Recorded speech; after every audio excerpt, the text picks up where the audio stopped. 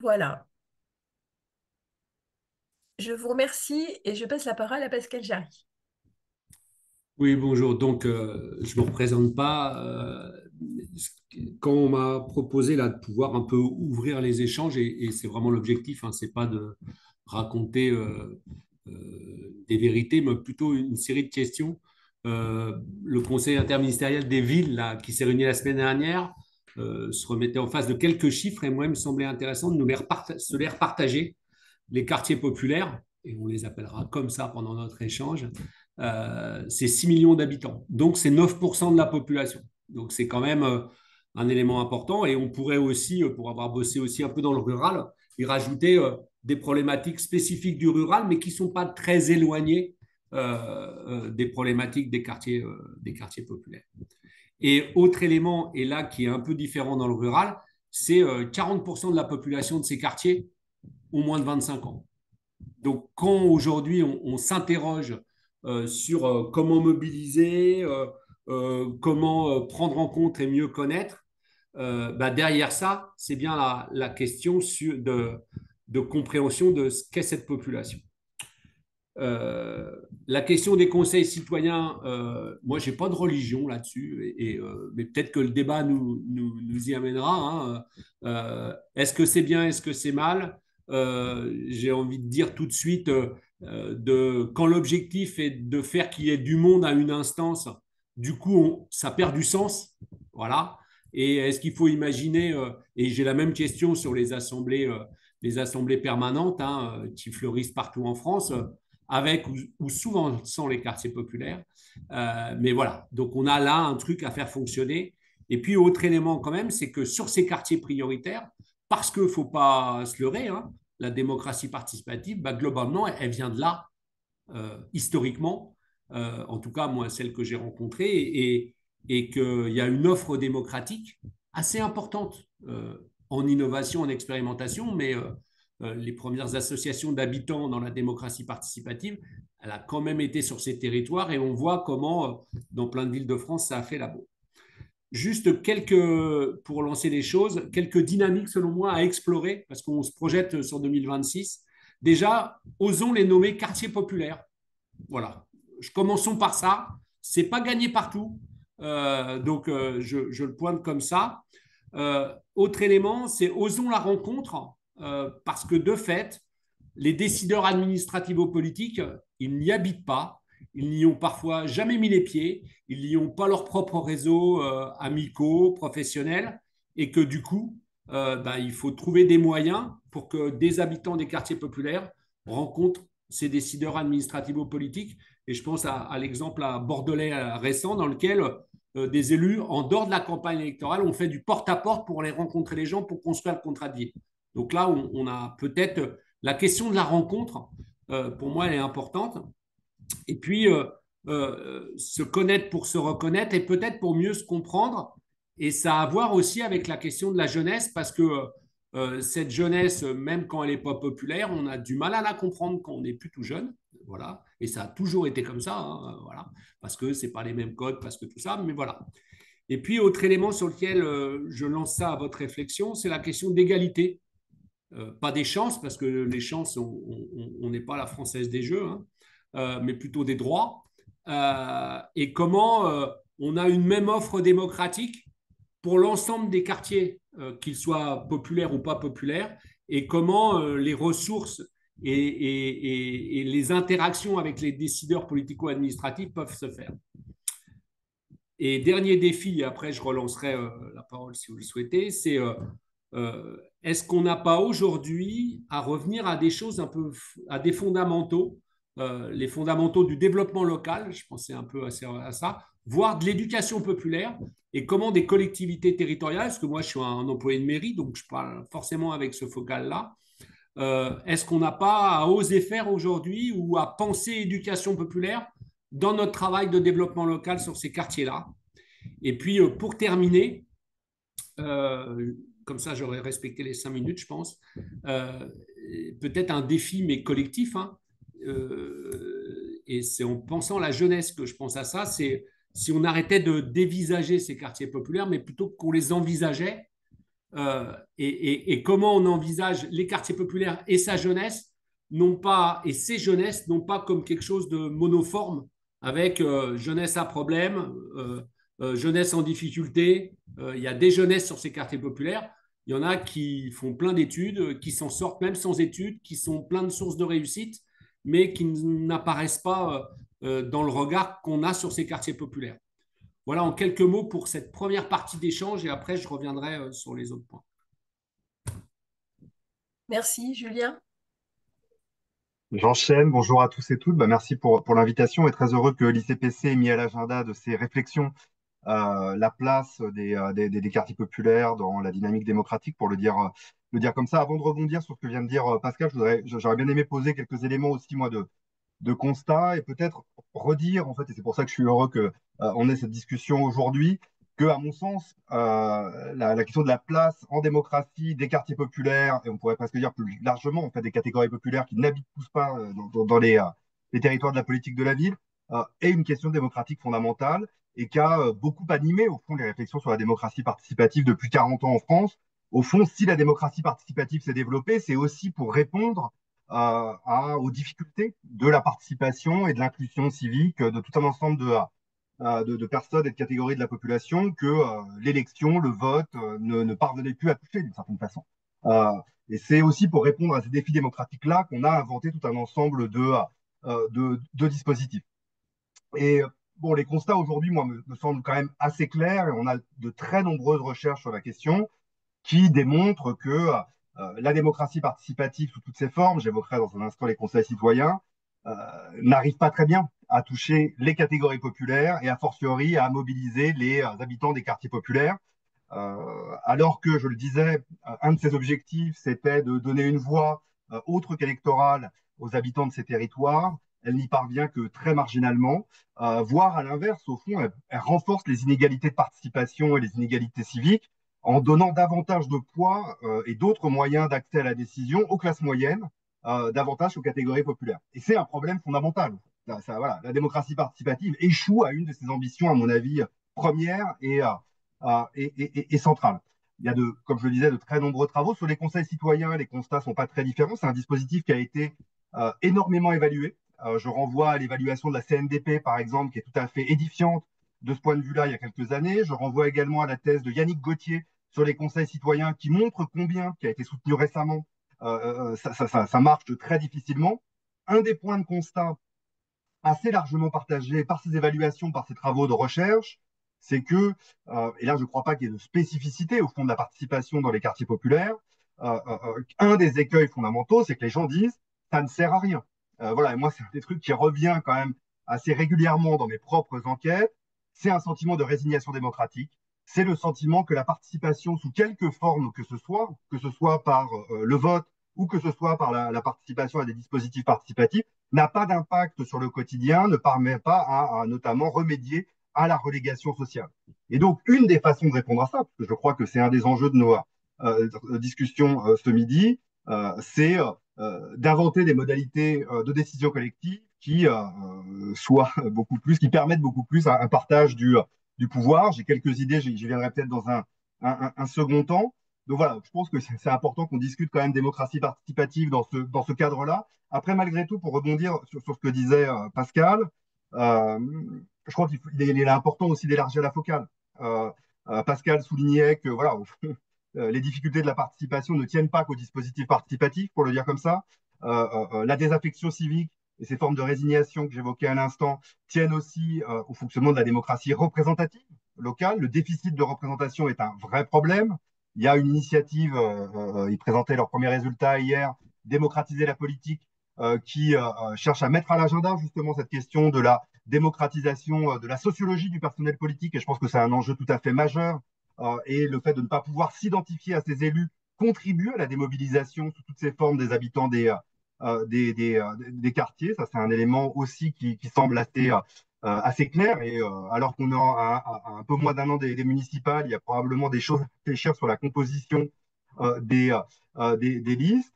Et puis, dernier mot. Voilà, Pascal évoquait le regard qu'on porte sur ces quartiers qui sont davantage vus comme un problème, comme un élément potentiellement de la solution à la crise démocratique. Les questions de représentation sont tout à fait centrales. Moi, c'est revenu très régulièrement dans les enquêtes que j'ai pu mener, combien la stigmatisation qu'elle émane des médias, mais aussi parfois des discours politiques, contribue à creuser le fossé avec la vie de la cité au sens large, pour le dire comme ça.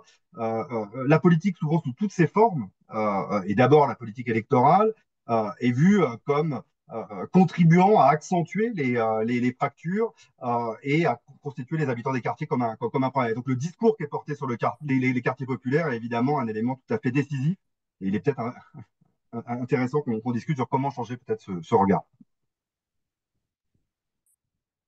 Merci Pascal, tu veux reprendre le relais? C'est vrai qu'il y a quelques années, on parlait beaucoup, au début des années 2000, de la démocratie de proximité. Ça avait été, enfin vraiment, il y avait eu plein de démarches, les conseils de quartier, enfin, et j'ai l'impression qu'aujourd'hui, on est beaucoup plus sur une approche plus macro, de mini-public, etc. Et que cette immersion, en fait, dans les quartiers, quels qu'ils soient, alors peut-être encore plus les quartiers populaires, parce que l'écart, on a l'impression, se creuse de plus en plus, alors qu'on a l'impression que ça fait quand même, c'est pas qu'une impression, ça fait 20 30 ans qu'on met des moyens, qu'on essaye de... il y a des institutions dédiées à cette question-là, hein, on parlait du conseil interministériel à la ville, il y a l'ANRU, enfin, il y a plein de... Il y a l'école du renouvellement urbain, enfin, il y a tout, et puis il y a toutes ces démarches. En fait, on a l'impression que, au contraire, ça se creuse de plus en plus, l'incompréhension se creuse de plus en plus, et que finalement, ce n'est plus une intention de la participation citoyenne. Est-ce que ça l'est encore, Pascal? Je ne sais pas si on peut dire comme ça, mais en t'entendant, là, je m'interrogeais, tu as oublié de dire un truc, c'est qu'en même temps qu'on a construit ça, et y compris la démocratie de proximité des années 90, hein, je travaille dans une collectivité, actuellement encore quelques mois, qui a une direction de la proximité. Hein. Donc, ce n'est pas quelque chose d'ancien, hein, c'est quelque chose qui est encore présent dans des collectivités. Et il ne faut pas oublier qu'aujourd'hui, la politique de la ville, elle est intercommunale le plus souvent. Et que de fait, comment on fait de la proximité à l'échelle métropolitaine, c'est une vraie question en tout cas, hein, dans la manière dont on articule la prospective et la proximité. Voilà. Alors, je ne réponds pas forcément à ta question, mais en tout cas, je trouve que si on pose ces questions-là d'évolution, euh, comme si les habitants des quartiers populaires, ce qui les intéressait, c'était uniquement les questions de propreté et de sécurité. Hein, voilà. Et là, du coup, on réenferme dans ce qui fait proximité. En tout cas, moi, en tant que collègue qui travaille sur ces questions-là, c'est bien la question de quel professionnel aussi on a pour bosser avec les habitants, quel professionnel de l'urbain, du social, de la jeunesse. Hein, on sait que ce champ-là des professionnels de la jeunesse, il n'est pas encore bien posé dans les territoires, hein, qu'ils soient urbains comme ruraux. Et de se dire, est-ce que la politique de la ville, c'est un truc à part dans lequel on met en gros 5% des effectifs municipaux pour s'occuper de 10% de la population et comme ça, ils font ça entre eux et ça n'embête pas les autres? Ou est-ce qu'on en fait une vraie politique intégrée? Pour moi, là, il y a un vrai défi. C'est-à-dire de se dire que de la même manière que les questions d'égalité femmes-hommes, que les questions, voire de démocratie, que les questions de jeunesse peuvent être une politique intégrée, la politique de la ville, comment elle est présente dans sa déclinaison dans toutes nos politiques publiques et quels professionnels sont là pour la porter. Et qu'est-ce qu'on demande aux professionnels? Est-ce qu'on demande aux professionnels, entre guillemets, de faire passer les messages des élus locaux et de l'État, ou est-ce qu'on leur demande d'être au service du développement territorial, y compris des associations, pour leur permettre, et pour permettre aux habitants et aux associations que eux-mêmes, par leur réflexion, avec leur proximité, et pour les habitants des quartiers populaires, ils fassent émerger des projets. Et là, la question pour moi, c'est bien le contrat qui est passé avec ces professionnels. Dans le rural, par exemple, on a encore des agents de développement locaux qui, du coup, travaillent à l'émergence de projets de développement territorial, y compris quand ils viennent un peu frotter l'institution. Est-ce que là, aujourd'hui, on n'a pas un défi à remettre dans la question du contrat de mes collègues qui sont au front, hein, contrat des agents publics, contrat des associations, et qu'ils aient le mandat de faire émerger ces, ces indignations habitants, d'accompagner des collectifs d'habitants, de les aider à pétitionner, de les accompagner à réapprendre à faire du porte-à-porte pour que les choses puissent s'exprimer et de créer les conditions de la rencontre. Est-ce que ça, aujourd'hui, on a encore dans nos contrats, dans le contrat qu'on a avec les employeurs territoriaux et les assos, cette triangulation là, entre la technique, la médiation et certains appelleront ça les valeurs ou la militance. Mais voilà, comment cette modélisation de la fonction, elle est encore là-dessus. Et puis, je pense qu'aujourd'hui, au regard de ce qu'est la sociologie des quartiers populaires, il faut que chaque acteur qui intervienne sur ce territoire, ils intègrent les questions des politiques jeunesse, quoi. Et qu'on ne laisse pas ça uniquement à ceux qui s'occupent des loisirs. Parce que les problèmes de la jeunesse, ce n'est pas uniquement une question de loisirs. Et donc là, on a vraiment un autre objet, à mon avis, à travailler. Et puis le dernier, c'est des moyens et des moyens fléchés. Euh, Peut-être une partie du hard, c'est des vieilles revendications de l'IRDSU qui disaient il y a quelques années, au moins une vingtaine d'années, qui disaient sur chaque projet d'investissement, on dégage 1% pour la concertation. Aujourd'hui, on pourrait se dire, vu l'état de nos quartiers prioritaires, on pourrait se dégager 2% du budget d'investissement qui servirait à soutenir des propositions associatives, à soutenir du développement territorial et à soutenir la participation des habitants. Voilà. Et puis, et là, pour peut-être lancer le débat via les conseils citoyens, est-ce qu'il faut qu'on ait des espaces spécifiques sur ces territoires-là ou est-ce qu'il faut qu'ils aient les mêmes espaces que les autres?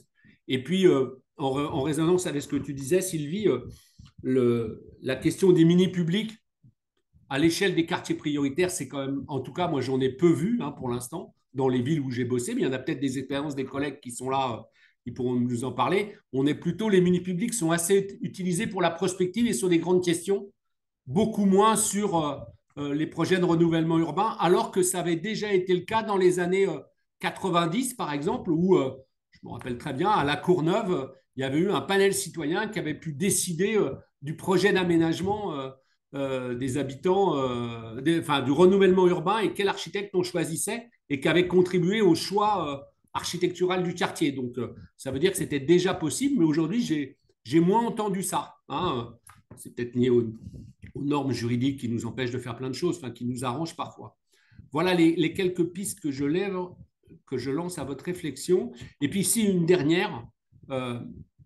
Je pense que nous, en tant que professionnels, il ne faut pas qu'on travaille uniquement les constats et les actions comme on nous le demande dans nos magnifiques rapports, contrats, tout ça, mais qu'on travaille aussi à pourquoi c'est comme ça et à travailler un peu plus de recherche des causes et de nommer un chat, c'est-à-dire que oui, il y a des causes de classe, il y a des causes de race sur ces quartiers et qu'il faut se le dire et que ces territoires-là, ils morphent aussi à cause de ça parce que c'est pas des riches qui y habitent encore aujourd'hui. Hein. Voilà. Donc, on a peut-être aussi à travailler quand on fait des propositions, mieux connaître, chercher les causes, travailler un projet avec les gens de ces territoires et ensuite faire des fiches actions et pas uniquement faire des constats et proposer des fiches actions, ce qui est un peu la règle du jeu de nos magnifiques contrats.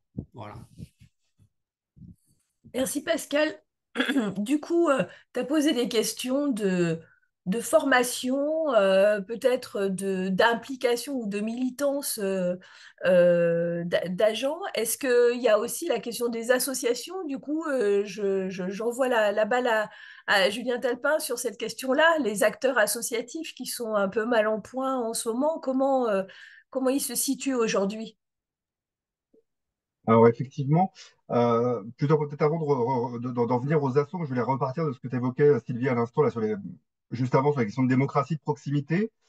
Moi, je serais assez sceptique, en fait, sur une volonté remettre à l'agenda cette question-là, qui était effectivement très en vogue dans les années 2000, qui partait quand même de l'idée que pour résoudre la crise démocratique, ce qu'il faudrait, c'est rapprocher les élus et les habitants. Et je ne suis pas convaincu que ce soit d'abord cela dont on ait besoin, en fait. Je le redis, ce qu'on a besoin, c'est de partager le pouvoir, à mon sens, hein. Il faut que les gens aient le sentiment que participer, ça sert à quelque chose. Et quand on est habitant d'un quartier populaire, l'expérience qu'on a, que ce soit par les urnes ou que ce soit par d'autres moyens, c'est que sa voix n'est jamais entendue. Et donc c'est ça qu'il faut briser. Et après, on pourra revenir sur mini public, etc. Il faut des victoires pour briser la résignation. Je pourrais évoquer mes travaux sur le community organizing. Moi, je suis convaincu de cela. Il faut montrer que la participation peut avoir des effets très concrets dans son quotidien. Et je suis d'accord avec Pascal. Les enjeux sur lesquels on fait participer les gens ne sont pas forcément toujours ceux qui sont les plus importants pour eux et elles. Un des enjeux fondamentaux qui concerne les habitants de ces quartiers, je crois, c'est la question du logement et de la rénovation urbaine. Il y a un peu de concertation, mais on est très très loin de formes de codécision sur ces enjeux qui sont extrêmement importants. La question de l'école et de la réussite scolaire est un enjeu cardinal pour les habitants des quartiers populaires. Je ne perçois pas du tout de démission, par exemple, des parents à cet égard-là, mais plutôt une forme de désillusion face aux peu de moyens qui sont consacrés à l'école publique dans les quartiers. Là, on ne fait pas beaucoup participer les gens. Et donc, effectivement, faire de la participation sur les questions qui concernent les gens et aller vers des formes de codécision. Moi, je pense qu'il faut, et c'est porté par un certain nombre d'acteurs associatifs, aller vers des formes de référendums d'initiative citoyenne locaux. C'est possible par certains détours juridiques sur les questions de rénovation urbaine. Moi, je pense qu'il serait indispensable pour des projets aussi structurants, pour des territoires, pour des décennies, pour lesquels les élus ont en général un mandat très peu clair, en fait, issu des élections, d'organiser des référendums locaux. Et on pourrait tout à fait imaginer des RIC délibératifs à l'échelle locale, avoir des mini-publics tirés au sort, qui se terminent au final par un référendum avec plusieurs projets qui puissent être, par exemple, mis en discussion. L'association Appui défend ce genre de choses depuis plusieurs années. Je suis convaincu qu'on pourra avoir énormément de monde qui participerait sur ces questions-là parce que c'est fondamental pour le quotidien des gens. Donc aller vers des formes de codécision, c'est à mon avis la clé fondamentale pour les quartiers comme ailleurs. Et puis par ailleurs, deuxième élément, évidemment, c'est de s'appuyer davantage sur le tissu associatif qui aujourd'hui est non seulement mal en point, mais maltraité en fait, dans les quartiers. Bon, mes travaux ont beaucoup porté sur ce point. Il y a des problèmes à la fois de baisse de financement, il y a eu des coupes encore récemment d'emplois aidés, d'adultes relais qui jouent un rôle quand même important pour les assos dans les quartiers.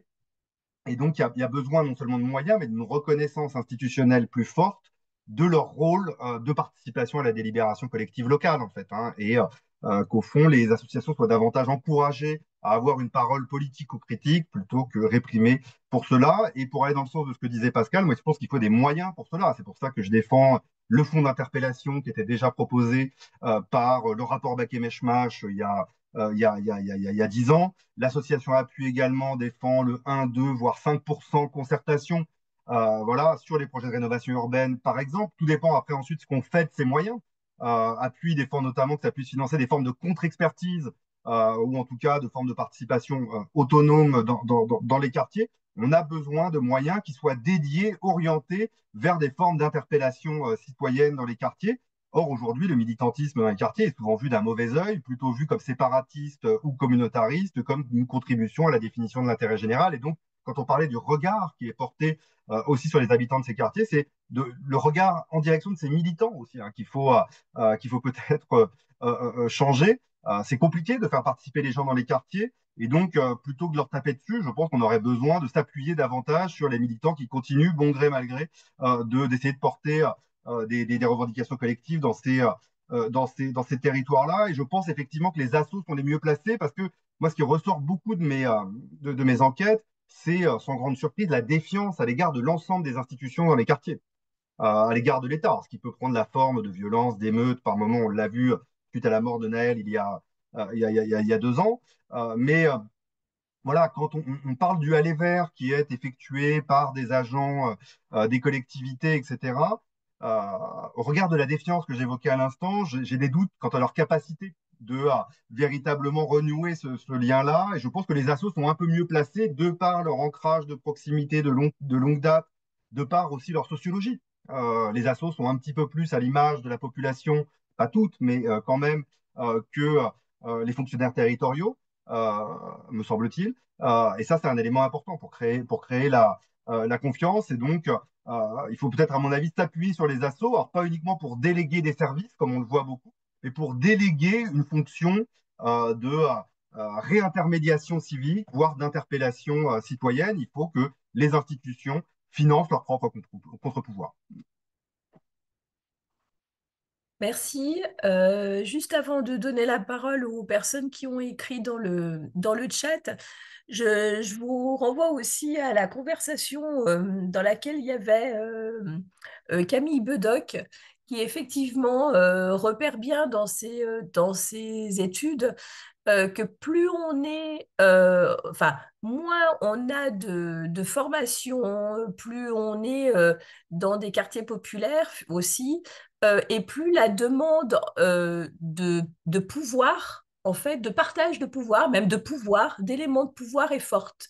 C'est-à-dire qu'effectivement, c'est spécifiquement cette population-là qui se sent tellement éloignée des institutions, comme vient de le dire Julien Talpin, qu'effectivement, c'est presque plus là que la demande est très importante, alors que les personnes qui sont finalement, qui ont un lobbying et un rapport aux institutions assez commun, finalement, comme on est un peu de nous tous, j'imagine, on est moins dans une demande de prise de pouvoir, ou en tout cas de relation à cette question du pouvoir, et cette notion de pouvoir, en tout cas, est un élément important, mais vous renvoie vers le replay, le compte-rendu qu'on a fait qui est assez intéressant, où on voit là du coup les décalages dans lesquels les praticiens, les professionnels de la participation peuvent se situer, qui font des propositions participatives qui de fait, parce que nos institutions aussi sont assez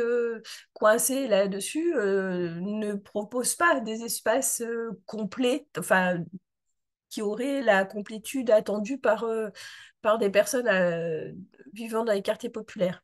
Je ferme là la parenthèse. Il y a plusieurs personnes qui interviennent dans le chat et du coup, je veux bien proposer à Tom Gaillard, si vous êtes encore là et vous nous entendez, de nous dire ce que vous avez écrit dans le chat. Bon, est-ce que Tom Gaillard est là? Il n'a pas de micro, apparemment. Ou pas de micro, zut. Bon, alors du coup, je vais juste lire sa question. Donc, face à une démocratie délibérative faite par celles et ceux qui maîtrisent les codes culturels de la parole en public ou en mini-public, comment susciter la participation populaire? Sous quelle forme et par quelle pratique? Diriez-vous que le temps long, que le temps long et la proximité spatiale et sociale sont aujourd'hui les clés pour penser une participation populaire authentique, pas juste calquée sur des pratiques sociales désajustées? Ça, c'est sa question. Je propose peut-être à Marc Bétot d'intervenir. Bonjour. Oui, ma question, elle allait un peu dans le même sens, c'était de savoir, moi j'ai le sentiment qu'on est beaucoup préoccupé par le fonctionnement actuel de notre démocratie et comment raccrocher les classes populaires à ce fonctionnement-là, et une difficulté qu'on a parce que les institutions sont lourdes, je dirais, à se décentrer et se dire ben, comment on peut réinventer quelque chose qui part de cette réalité-là. En tout cas, nous, on est sur des questions aussi en lien avec les enjeux écologiques. Et sur ces questions-là, on voit bien qu'à un moment donné, réinterroger notre rapport à l'écologie et aller s'intéresser à d'autres rapports à l'écologie, il est essentiel. Sinon, on ne peut pas franchir le cap de la participation et de travailler avec les classes populaires. Merci. On prend une troisième question, puis après on refera un tour. Céline Gérard,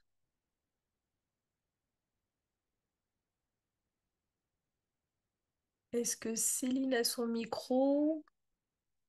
On nous entend. Non, bah, du coup, je vais lire aussi ce que Céline avait écrit. La déconstruction des représentations négatives des quartiers populaires sont une des clés majeures du changement. Il me semble, il me semble compris au sein des collectivités quelles sont les études à ce sujet et quelles actions sont porteuses de changement. Après, il y a d'autres interventions. Alors, je suis en train Ah, de oui, les oui. regarder. Est-ce qu'on... Attendez, je regarde si on en prend une autre. Émilie Marie, peut-être? Apparemment, il y a des problèmes de blocage de micro, Sylvie. Euh, Vous m'entendez du coup ou ça bloque le son? Non, tout va bien. Moi, je rebondissais sur ce que vous aviez dit, Monsieur Jarry, concernant les agents de développement locaux au niveau des collectivités. Moi, je suis une professionnelle à mon compte pour le coup, donc je ne suis pas du tout en collectivité. Et il y a quand même un acteur clé dans tout ça qui sont les bailleurs sociaux, en fait, et qui aident beaucoup sur le fait de pouvoir faire du développement local au sein des quartiers populaires. Et du coup, je trouvais intéressant de pouvoir rebondir là-dessus parce que quand les collectivités veulent en faire, là je vois, j'ai le cas, ben voilà, on essaye de grappiller un peu de budget en gestion urbaine et sociale de proximité, d'aller voir si ça peut pas rentrer sur telle ligne pour pouvoir au final financer un porte-à-porte sur, je vous donne un exemple, sur quel dispositif on va faire on va mettre en place pour accompagner au mieux les seniors dans les quartiers prioritaires. Et c'est clairement du développement social, c'est du développement local. Et en effet, je pense que dans les collectivités, ça manque un peu de ce budget-là parce que voilà, alors moi, c'est bien, on fait appel à moi et du coup, pour le coup, je suis en hyper proximité, je suis en porte-à-porte et je vais interroger les gens sur ce qu'ils veulent dans les quartiers prioritaires. Mais, enfin voilà, c'était pour rejoindre votre réflexion sur le côté budget et moyens que les collectivités peuvent mettre en place, en fait. C'est tout.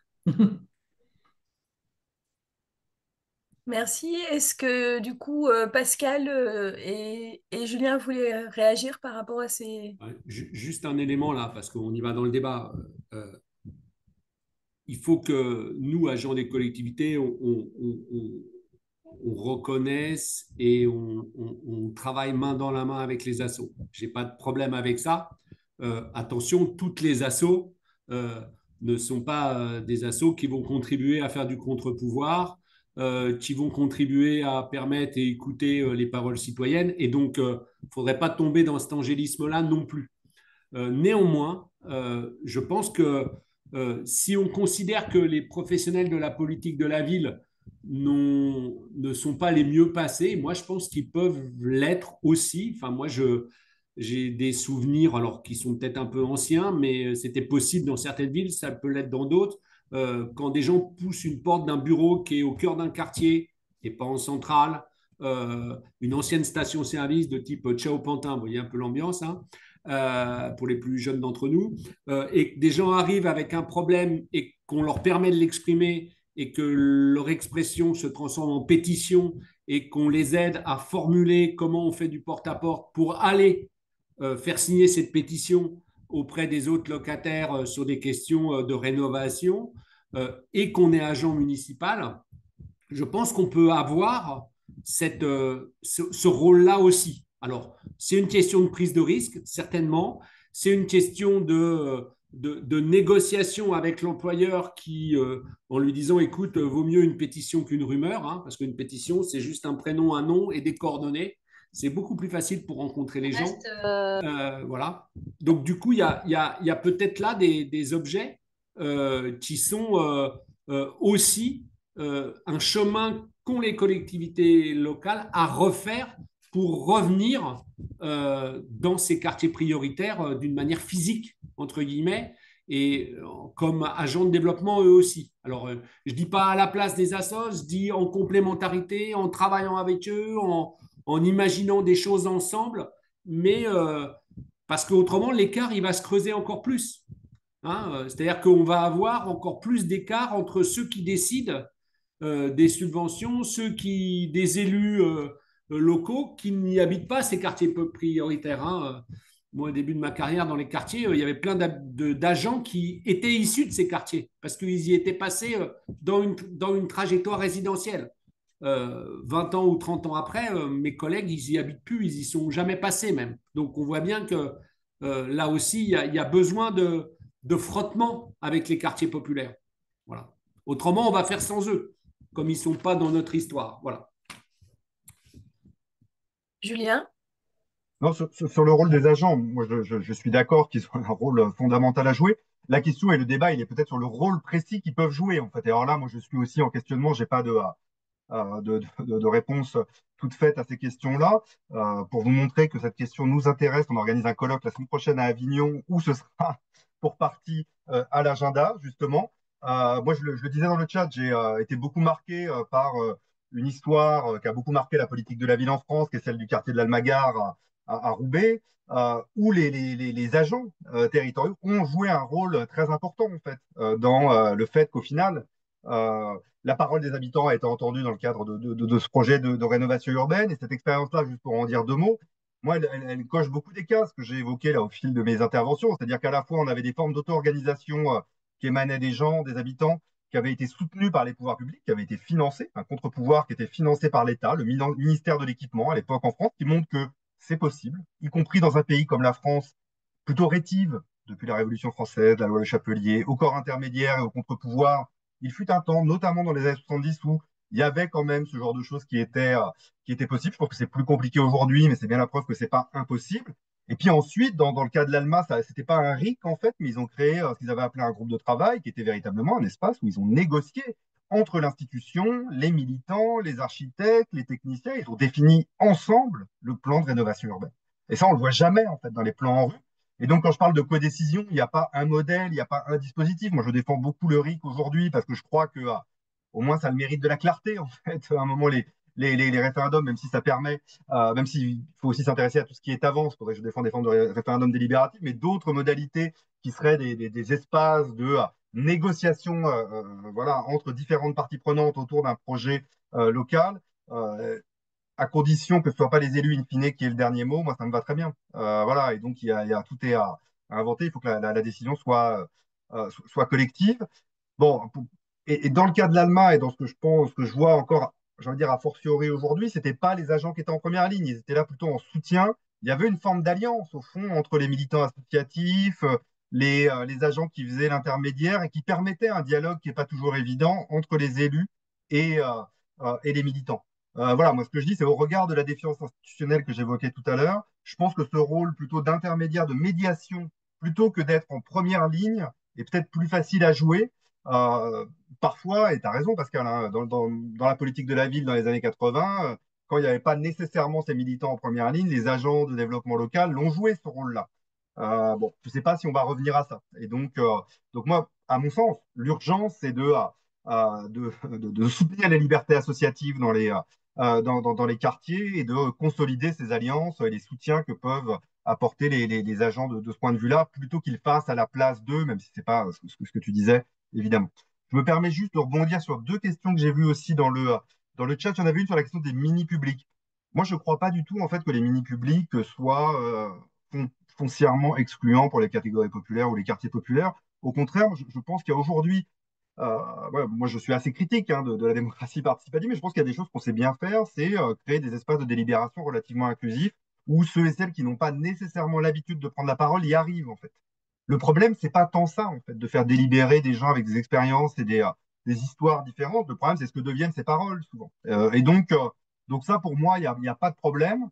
Il y a quelques expériences de mini-public en quartier populaire, y compris sur les quartiers, des questions de sécurité. Par exemple, il y a eu quelques années, il y avait un truc à Villeurbanne qui était assez intéressant. Voilà, une fois de plus, le problème, c'est le lien avec la décision. Dernier mot sur la question des représentations médiatiques. Il y a beaucoup d'initiatives de ce point de vue-là depuis une dizaine d'années autour de l'éducation aux médias, de soutien aux médias associatifs, etc., issus des quartiers. Bon, il y avait eu évidemment le Bondi Blog, mais il y a plein d'autres choses dans cet esprit-là. Toute la difficulté, c'est le rapport de force très inégal, au fond, entre les médias dominants et ces initiatives qui servent à faire contre-feu et qui n'y arrivent pas. Il faut le dire très concrètement. Et toute la difficulté là aussi, et les habitants des quartiers ne s'y trompent pas et le ressentent durement, c'est que la stigmatisation médiatique est très largement alimentée, produite par les responsables politiques eux-mêmes. Quand on compare, et c'est assez largement transpartisan d'une certaine façon, quand on compare, quand on dit que les quartiers populaires sont des Molenbeek en puissance après les attentats de 2015, quand on parle de territoire perdu de la République, etc., bah, ça laisse des traces. Donc il y a une responsabilité, je pense, très forte des responsables politiques de porter un autre discours, en fait, parce que ça, voilà, après que les médias jouent un rôle de caisse de résonance, etc., c'est peu surprenant et a fortiori quand on voit qui les finance. Euh, mais, euh, mais voilà, je pense qu'il y a un enjeu peut-être, je finirai là-dessus, peut-être aussi de formation en fait, hein, des élus. Voilà, on forme beaucoup les agents, c'est très bien. On forme pas mal les habitants aussi. Les élus, ça arrive, mais il y a peut-être un travail là aussi à faire pour acculturer et qu'ils puissent avoir un autre regard sur ces territoires. Merci. Julien, je te remercie d'avoir partagé sur le chat différentes ressources. Dans les personnes qui souhaitaient intervenir, il y avait Laura Bariza. Est-ce que vous voulez partager ce que vous avez mis sur le chat et éventuellement d'autres choses? Bonjour, je ne sais pas si on me voit. Oui, Oui. c'est bon. Bonjour, merci pour l'organisation de ce temps d'échange. Alors, je ne vais pas ajouter beaucoup plus que ce que j'ai pu mettre dans le chat, mais c'est vrai que moi, je m'intéresse sur le fait de dire qu'on va rapprocher les habitants de nos fonctionnements démocratiques quand on voit que nos fonctionnements démocratiques ne collent pas forcément aux attentes, aux manières simplement d'échanger et de traduire des besoins. Est-ce que c'est pas dans l'autre sens que ça peut fonctionner aussi et se dire qu'on va potentiellement se rapprocher d'autres formes de démocratie et de coproduction, enfin de partage de... Pardon, là je suis sur coproduction de savoir, mais c'est autre chose, de partage de pouvoir.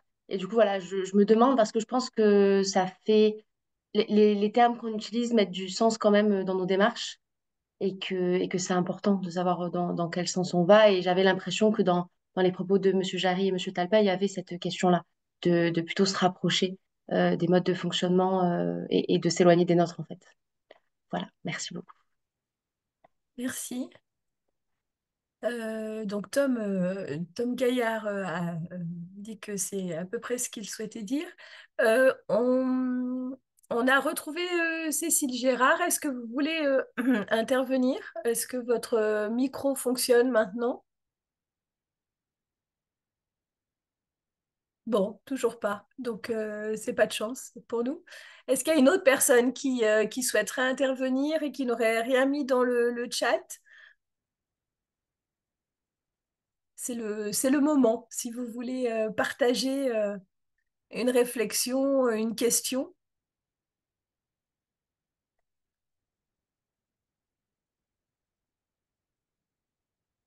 Non, il n'y a pas d'envie de partage. Ok, du coup, ce que je propose, c'est qu'il nous reste 3 minutes, donc tout va bien. Je vais redonner la parole à Pascal Jarry et à Julien Talpin plutôt sur si vous aviez une, deux ou trois propositions à faire pour aller plus loin aujourd'hui, des propositions relativement enfin, concrètes, mais qui peuvent être plus ou moins globales, plus ou moins larges. Qu'est-ce que vous feriez du coup? Qui est-ce qui veut commencer, Pascal? Moi, il y en a une parce que personne a rebondi dessus et ça veut bien dire ce que ça veut dire, parce que je pense que c'est peut-être le plus compliqué. C'est il faut absolument qu'on croise là, professionnels de la participation et professionnels de la jeunesse. Il y a urgence. Enfin, je veux dire, c'est des mondes qui ne se croisent pas sur des territoires où il y a 40%, enfin, comme le disait Julien, pour avoir accompagné un processus de concertation, alors qui peut être critiqué, mais il a existé sur la mixité sociale dans les collèges, dans un département. Et ben de fait, ça concerne les parents, ça concerne les gamins, et les gamins, ils ont été peu associés parce qu'on n'y est pas arrivé. Et alors que c'était quand même de nombreux gamins qui étaient sur ces collèges. Donc, on voit bien que là, il y a un enjeu et que ces champs-là, participation et jeunesse, peut-être que ça peut être un territoire d'expérimentation, les quartiers de la politique de la ville. Parce que de fait, on n'en a pas tant de ça des moments de rencontre. Voilà, je trouve que là, il y a peut-être un chantier à ouvrir sur les questions de professionnalisation, peut-être pour trouver des réponses. Et peut-être que, comme il faut s'adresser à la jeunesse, on va être obligé de trouver des nouveaux mots et plus de les faire rentrer dans nos cases. Voilà. Merci. Julien? Alors moi, j'en ai déjà évoqué quelques-unes. Je pense, je parlais de RIC local, mais le droit d'interpellation qui sera bientôt à l'agenda de vos discussions, je crois, me semble aller tout à fait dans la bonne direction. J'ai évoqué l'action du fonds d'interpellation, hein, des financements dédiés à des formes d'interpellation citoyenne. Et dernier mot, moi, je crois beaucoup effectivement au rôle des financements en fait, hein, de la participation. Et une des idées que je défends de longue date avec l'Observatoire des libertés associatives, c'est des commissions mixtes d'attribution des financements. Aujourd'hui, les financements associatifs sont décidés exclusivement par les exécutifs. Et ça crée une relation de dépendance. Les gens me disent, on ne mord pas la main qui vous nourrit. Et moi, je pense qu'on a besoin en fait d'avoir des gens qui soient prêts à mordre un peu plus les mains, briser cette relation de dépendance pour aussi briser les formes d'autocensure que moi je capte beaucoup dans mes enquêtes et de dépolitisation du monde associatif par ces modalités de financement. Si on avait un financement et des modalités d'attribution des financements plus pluralistes, avec des élus de l'opposition, par exemple, qui pourraient siéger dans ces commissions, des citoyens tirés au sort, c'est à réfléchir. Ça libérerait aussi et voilà, ça créerait une autonomie plus forte. Et je crois que c'est vraiment ce dont on a besoin pour renforcer les mobilisations dans les quartiers. Ok, merci beaucoup. Il est 14 heures, donc comme promis, on vous libère. Et effectivement, comme l'a dit Julien Talpin, on vous donne rendez-vous lundi 16, donc lundi prochain à 13 heures. Donc n'hésitez pas à vous inscrire pour recevoir le lien visio. Le thème, c'est comment, enfin, comprendre la démocratie d'interpellation avec Antoine Gontier. Et c'est coporté avec l'Institut Alinsky, avec Antoine Gontier qui vient de soutenir sa thèse et qui est aussi agent à la ville de Grenoble, et Julie Blanquet qui est chargée de mission au département de la Gironde et qui expérimente et qui met en place une démarche de droit d'interpellation. Donc, on continuera effectivement, certainement, enfin voilà, le fil d'un certain nombre de sujets qu'on a commencé à aborder là. Merci beaucoup. C'est toujours trop court. C'est un petit temps dans votre journée de travail, mais voilà, on vous donne rendez-vous dans d'autres temps, dans d'autres espaces. Et puis à la rentrée, on fera un temps fort avec toute la matière qu'on aura récupérée, travaillée, et qu'on rediscutera avec tous ceux qui auront participé à nos temps pendant l'année passée. Merci beaucoup et à bientôt. Au revoir. Et n'hésitez pas Merci. d'adhérer à l'Institut de la participation. Oui, je La suis très mauvaise participation. là-dessus. Vas-y, Non, moi, je le dis parce que si on veut que ça Pascal. continue d'exister, c'est aussi une asso. Et si on veut continuer d'exister dans ces espaces-là, il y a besoin d'adhérents individuels, de collectivités et d'associations. Parce que, eh bien oui, c'est un espace et il n'y en a pas tant que ça. Voilà. Merci à vous. Au revoir. Merci beaucoup. Merci. Merci. Vous pouvez aller Au sur le site et vous inscrire et adhérer. Effectivement. Merci à vous. C'est des vieux réflexes de militants, peut-être. Je ne sais pas d'où ça Très vient. bien. Très bien. Euh, Bon, bah, au revoir, les collègues. Eh ben, À merci beaucoup. bientôt. Du Vachement coup, bien le colloque, Julien, que tu as relayé ce matin, là. Putain, ouais, j'ai dit, mais c'est génial, ça. Bah, c'est un peu justement, on remet à l'agenda ces vieilles questions. Mhm. Et je trouve que, alors, je trouve ça très,